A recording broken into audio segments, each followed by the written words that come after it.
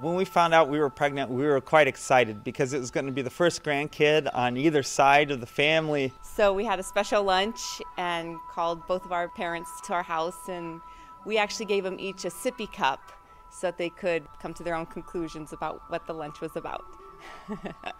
We did want to have our children here on the mission field because one of the big advantages is that they get dual citizenship, which makes it wonderful for when they become missionaries. They can go wherever they need to go, and it makes it much easier.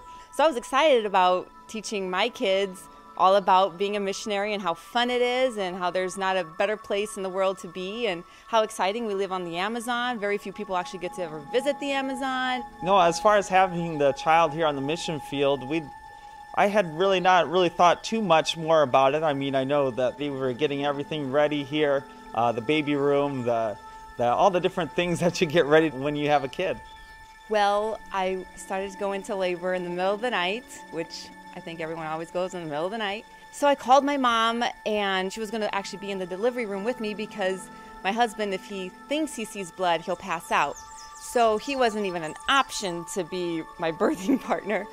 Well, we went to the hospital. I spent the night in labor, and the doctor came in and said, "Oh, Ruth, you're not dilating, so if you don't dilate by 6 a.m., we're just going to plan a C-section." Well, come 6 a.m., my mom calls Nate, calls my dad, calls my in-laws, and says, "Oh, Ruth's going to go into surgery. They're going to deliver this baby, so in a couple hours, we'll have our first granddaughter." Right before I went into surgery, we heard the heartbeat of the baby. They just wanted to check and make sure everything was fine, and everything was fine. Her heart rate was normal. So they wheeled me in. My mom was like, "Oh, okay, they're cutting the last layer. Here comes the baby." And when the baby finally came out, we just didn't hear her cry. And I knew that there was something wrong. And my mom just kept praying and saying, "The baby's not breathing." So I wanted to die at that moment because it was something I'd waited for so long. I remember I was sitting out in the waiting room with my mother, and a nurse came out, and she was crying. She's like, "You really have to pray because the baby's not breathing." And it just kind of, I didn't even know what to think. It was just kind of like a daze, that whole thing. And to find out that actually she never did breathe. My dreams at that moment were just shattered because, I gave my life to Jesus. I was working, I was serving God, and it just didn't make sense. It didn't make any sense. That whole thing, that whole time was just kind of a whirlwind because something that comes out of left field, everything was fine. We just still don't know why she never breathed, but we had a funeral that very day because that's the way they do it in Brazil, and we had named her Anna Rebecca after our mothers. It was just a day that was supposed to be your biggest day of joy. It was really the hardest day that you've ever experienced. And it was very, very tough. And then I was so sick. I mean, I almost died in the hospital. I was in the hospital for 9 days, and it was just, every night I cried myself to sleep. I just could not understand why that would happen.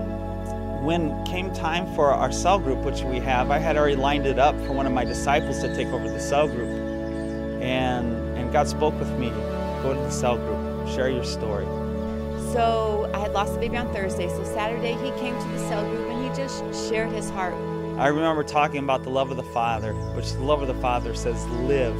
And there was visitors there that night. And through our pain, really, God used it to win them for the Lord. And really, some of the first people we won for the Lord in Brazil was right after we lost our daughter. During the next couple months, and it was very, very tough. Every time I saw a baby, it just made me cry. I didn't want to hold babies. I didn't want to look at babies. But I just, had to cling to God and just know that He was my strength and He was going to get me through each day. And, I had to rejoice in the Lord always. The sense we really had is that we were walking through a pretty place, but nothing spectacular. And we came to the edge of a really big desert. And it was a desert we had to cross. And it was like we knew there was this beautiful mountain range, this beautiful place on the other side, but we could not see it. It was all we could see and feel was that heat of the desert, that dry time, that hard time. Obviously, I wasn't going to find strength in myself because I just had no more strength left. And during those days, we just really dove into the Word of God and looked at God's promises. And the Word came alive in our lives like it never has before. And something tremendous happened in us. We went to a level of faith that we had never experienced before, and a level of joy that we had never experienced before. And now we really feel like after all that's happened in our lives that we've reached that beautiful mountain range and we're starting to climb it now. And we don't even know how high that mountain range is and how beautiful it will be once we get to the top. But we know it's even greater than anything that we've passed through so far. So the day that Anna Rebecca died, in my mom's yard, she had a flower that bloomed for the first time and it came up with 2 blossoms. So in a way, the ongoing joke was, oh, Ruth, this flower gave 2 blossoms, your next kids are going to be twins. So, we just kind of all laughed about it. Well, wouldn't you know?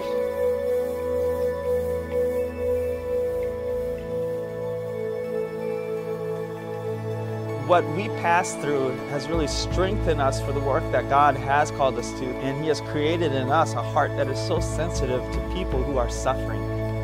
What I found really amazing during that time is the amount of people, Christians and non-Christians alike, that said they saw Jesus in our lives.